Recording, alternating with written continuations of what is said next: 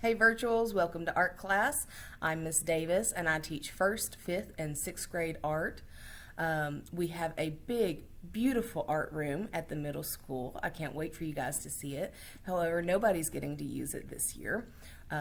So even if you are on site, you're having to have art in your classroom. The way you guys are doing art is not going to be just a whole lot different from the way everybody else is doing art. The differences will be, you guys don't really have to worry about like the art class rules, art class consequences, all of that stuff.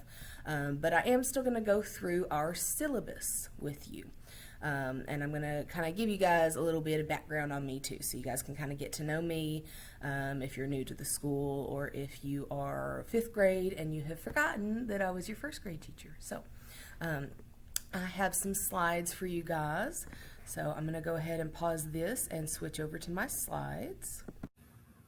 All right, so once again, my name is Miss Davis. My full name is Shauna Davis. And I teach 1st, 5th, and 6th grade art.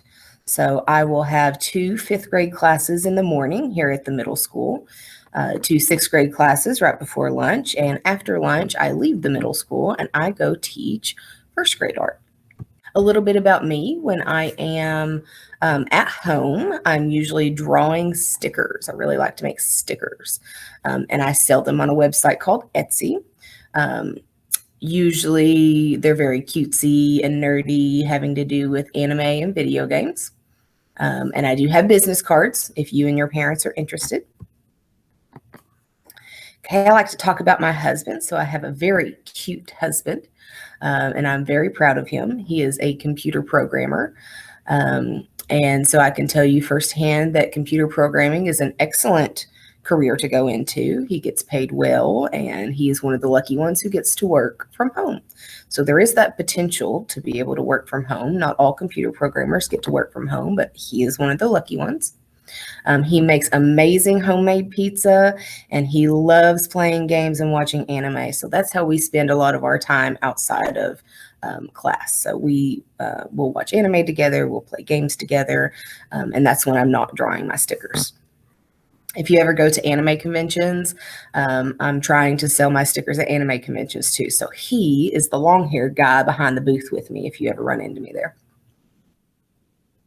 We have no human babies, but we have a lot of fur babies, which is probably why we have no human babies. These are my 2 Westies. So let's look at the red pictures down here. This one is Roxanne. She's got a bit of a longer snout and her ears are usually up. And then this is Murphy. She has a perpetual baby face. Her snout's a little shorter and her ears are usually down. Now, Murphy passed away a couple of years ago, but I've still got Roxanne. Here's Roxanne right here. This is a more recent picture, and she's a little older now. She is fully blind. We call her our blind beast, but she is my baby. And we also have 2 weenie dogs.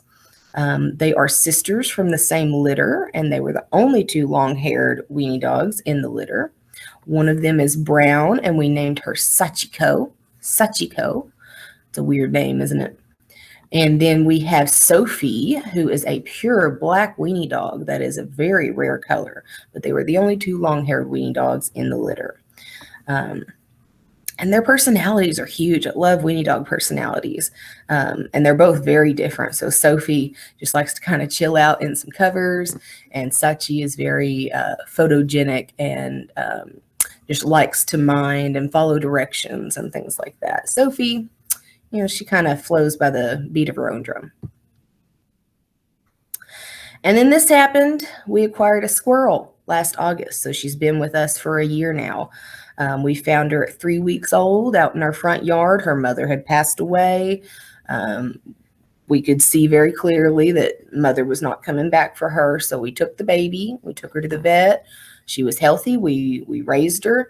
And she's cute when she's cute, but she rules the house.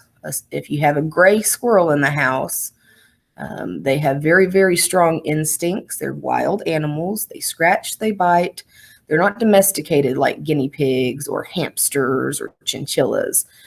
They are wild animals. And if you can see in one of these pictures here, her claws are very sharp. So we have to trim her claws every week. But that's how they climb on the tree bark outside. And then if she doesn't like something, she's going to give us a little warning bite, and it hurts. And I have gotten some teeth through my thumb before. So I do not recommend them as pets. If you would like to get a squirrel and you talk to your parents about it, maybe a domesticated flying squirrel. There are squirrels as pets, but gray squirrels do not make good pets. However, she is our baby. We do have her. We know how to raise her. And so we've got some fun videos of her that I can show you guys. So if you want to watch her crawl around on her carpet wall, I've got this video right here. So these are just carpet tiles that come in squares, and we stuck them up on our wall and made a big track for her so she can climb the walls like she would climb the trees outside. And she can't really stick to the paint on the wall, so she's going to stay on that track. And the rope is for her too. She plays on the rope. She's not allowed on the TV. And there's her cage. And this is her carpet wall, so we have a big wall for her to climb onto. And then she really likes soft things, especially pockets. She loves soft pockets. If you know anything about squirrel behaviors, they make lots of different little nests. And so this is a behavior called nesting. She'll get down in our pockets and try to get comfortable in there. And a lot of times she'll like take fresh toilet paper and she'll stuff it down in our pockets just to make her nest more comfortable. So she's funny. Like I said, she's cute when she's cute, but she's a wild animal and she's not the best pet. We have to be really careful. I got a bite through my thumb the other night. I think that's it about me. Let's talk a little bit about art class. I am going to pull up our syllabus. Now, this is the syllabus that I showed to our on-site students. And this is some very important stuff, but it will be a little different for you guys. So I will let you guys know what pertains to you and what doesn't. And I can send you this document if you need this. So let's go ahead and talk about some class rules. I don't think you guys will need this, but just in case, here they are. I value respect, so make sure you respect your teachers, your classmates, your supplies. This is art class. We use a lot of supplies. And yourself, okay? My second rule here is to follow directions quickly, which if, y'all are doing virtual art, so if you're at home, it's going to be a little different. You guys can take your time a little bit more. We only have 40 minutes here on site to have our art, so we have to follow directions quickly. But this is going to include, following whoever is teaching you art at home.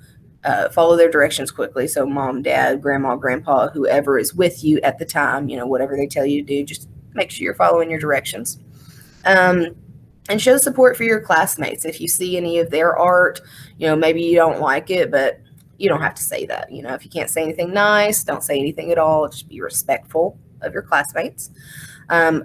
Conserving may be a new word to you guys, but it just means the opposite of wasting. So conserving is a word that I really want you guys to know, and it means using your supplies correctly and, not being wasteful. So it's the opposite of wasting. I also want you guys to try your very best on your art projects and just understand that not every art project is going to be a masterpiece. So it is okay if you are not happy with your final product. Just understand that, maybe that was your skill level at the time, and now you've learned something new for the next project. So maybe your next project will be a masterpiece, or maybe the next one will. Just kind of understand that not every piece is going to be perfect, and just accept that that was your skill level at the time, okay? So respect yourself. All right, I do have some consequences. I don't think this is going to pertain to you guys too much, but just so you know, we have 4 questions to ask ourselves to help us get back on track. So maybe this will help you guys if y'all are supposed to be doing some artwork at home or any kind of work at home. But I like the first 2 most of all, so those are the most important to me. Just kind of ask yourself, what am I doing right now? And then what am I supposed to be doing? So am I doing right now what I'm supposed to be doing? And hopefully you can kind of redirect yourself that way. If you were in my class, I have 4 levels of consequences. Everybody gets a warning. And then number 2, it says art detention. That's me taking the project away from you. So, if you can't work in class and follow directions, you just don't get to do the art project that day. I don't think we will need 3 or 4, but there they are if you want to read them.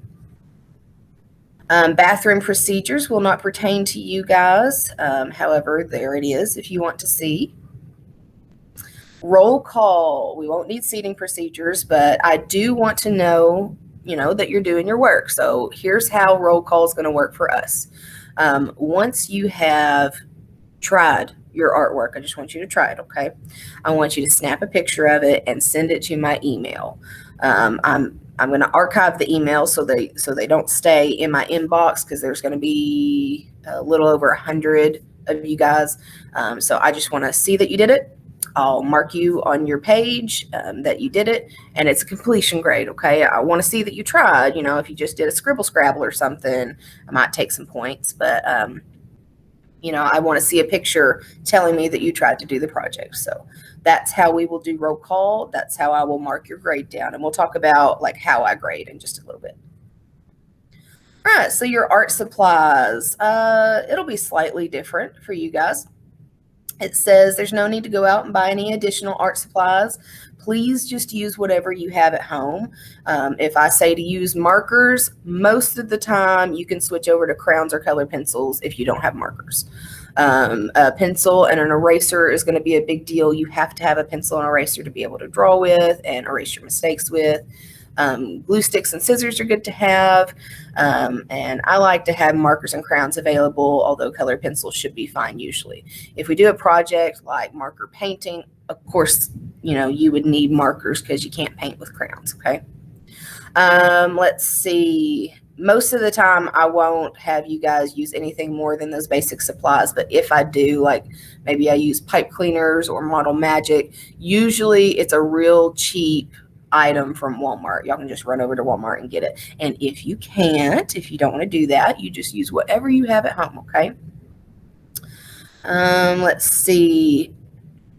Okay, this paragraph right here is going to be really important, even if you're at home. It says, in art, we always try our best to take care of the tools and supplies we use. This is called conserving. And I like to have you guys kind of repeat that word with me. So let's say it together. Ready? Conserving. Good. All right, so conserving is using only what you need and taking care of what you have. I really like that definition. Take care of what you have so it lasts longer. Okay, if you were in my class, we would go to the consequences for any type of wasting. So wasting supplies, even if they're yours and not mine. I don't want to see you wasting your supplies, wasting your parents' money. So if we're wasting supplies, just had a boy the other day who decided to cut the tips off all of his scissors. That's silly. So we're not going to do that. We're going to let them last a while.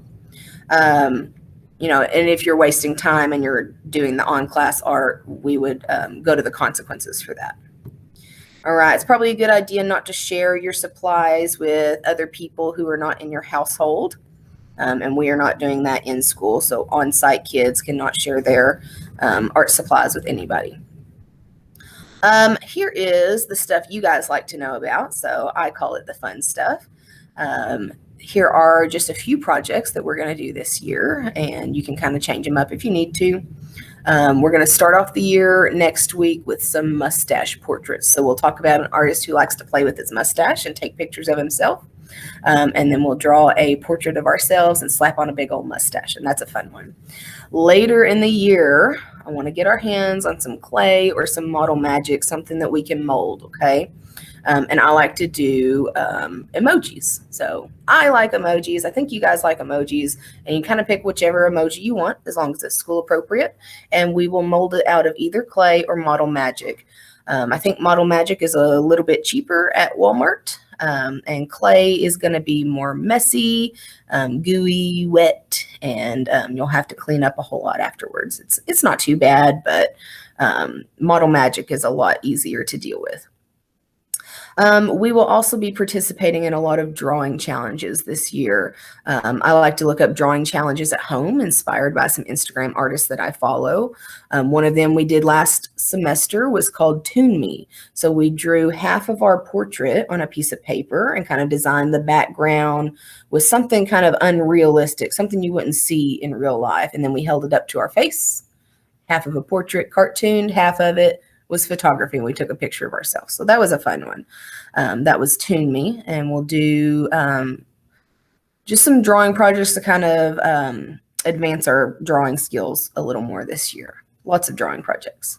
Here is how I grade you. I give you 3 points whenever I see your artwork in my email. I'll give you a point for following directions. So did you do all of the steps correctly? And I can kind of tell whether you tried to follow the steps. I can tell the difference between you trying to follow the steps but doing the project a little differently. Like if you didn't have clay and you drew the emoji, I would understand that.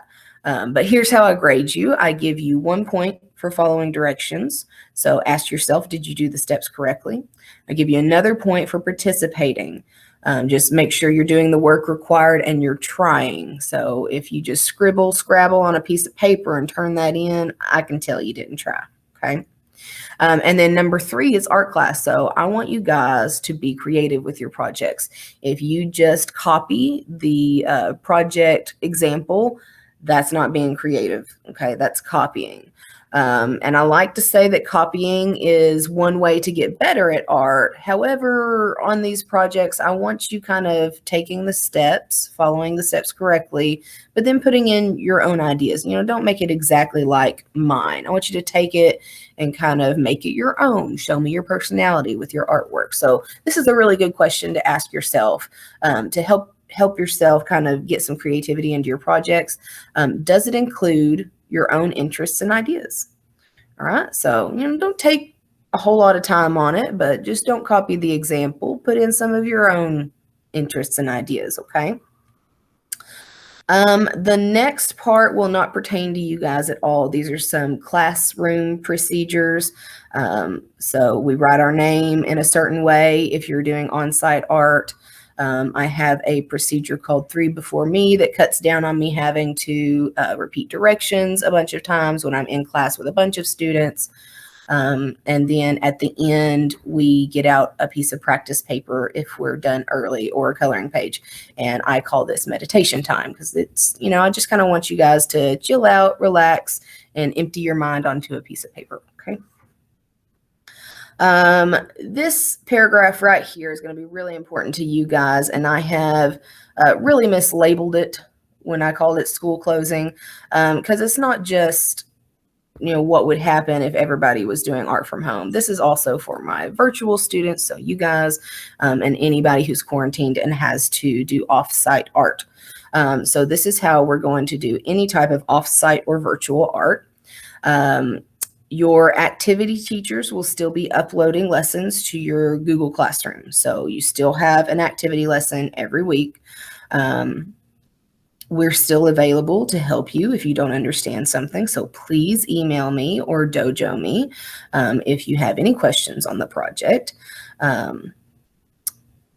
We will be posting our lessons to your Google Classroom. So you would go to, in your Google Classroom, whoever your teacher is, and you would go to Friday or whatever day you have art on.